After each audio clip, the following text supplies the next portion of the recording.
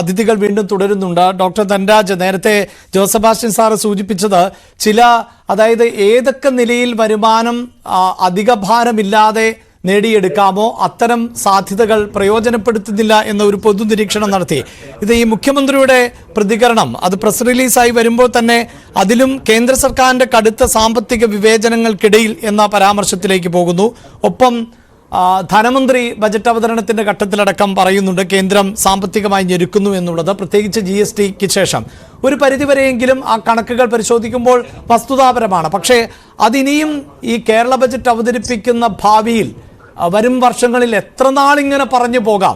കൂടുതൽ ധനസമാഹരണ രീതികൾ സംസ്ഥാനം സ്വയം കണ്ടെത്താതെ എന്നതും പ്രസക്തമല്ലേ? നമ്മൾ കഴിഞ്ഞ കുറേ വർഷങ്ങളായിട്ട് സംസാരിക്കുന്ന ഒരു കാര്യമാണ് കേന്ദ്രത്തിൽ നിന്ന് നമുക്ക് പൈസ കിട്ടുന്നില്ല എന്നുള്ളത്. അതിന് ഒരുപാട് ശരിയും തെറ്റുമുണ്ട്. അതിനകത്ത് ഞാൻ പൂർണ്ണമായും കേരളത്തിന്റെ വാദം തെറ്റാണെന്നും പറയുന്നില്ല, പൂർണ്ണമായും ശരിയാണെന്നും പറയുന്നില്ല. കാരണം ഓരോ സെഷൻ എടുത്ത് നമ്മൾ പരിശോധിച്ച് കഴിഞ്ഞാൽ അതിൽ ശരിയും തെറ്റുമുണ്ട്.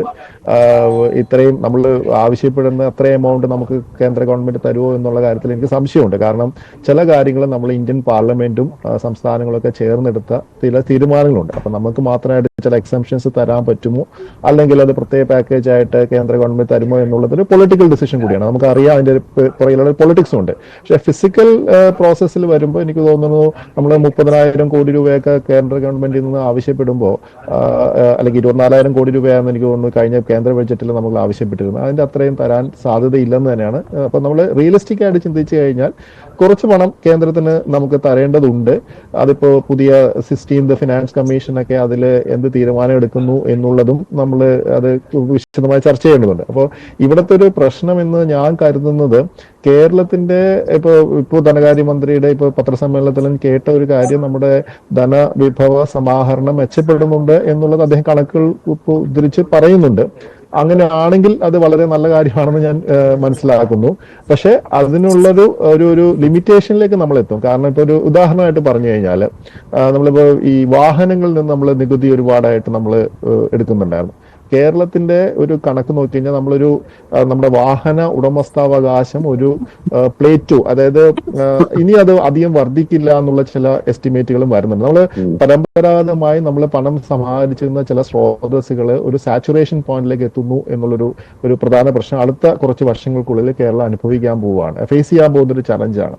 അപ്പോൾ ഇവിടെ കൺസംഷൻ കൂട്ടുക, കേരളം പ്രത്യേകിച്ച് ഒരു കൺസ്യൂമർ സ്റ്റേറ്റ് ആണ്. നമുക്ക് ഇവിടെ പ്രൊഡക്ഷനേക്കാളും കൂടുതൽ കൺസംഷൻ ആണ് നടക്കുന്നത്. അതുവഴി എനിക്ക് തോന്നുന്നു ഇപ്പൊ ഈ സർക്കാർ ജീവനക്കാർക്കെല്ലാം ഇത് കൊടുക്കുന്നു എന്ന് പറയുന്നത് വഴി കേരള ഗവൺമെന്റ് ഉദ്ദേശിക്കുന്നത് ഇവിടെ കൺസംഷൻ കൂടുന്നതാണ്. പക്ഷെ അവിടെ നിന്ന് കിട്ടുന്ന ആ ഒരു ടാക്സിന്നോ അല്ലെങ്കിൽ നോൺ ടാക്സ് റവന്യൂ എന്നുള്ളത് എത്രത്തോളം കേരള ഗവൺമെന്റിന് കിട്ടും എന്നുള്ള കാര്യത്തിലും നമുക്ക് വിശദമായി ചർച്ച ചെയ്യേണ്ടതുണ്ട്.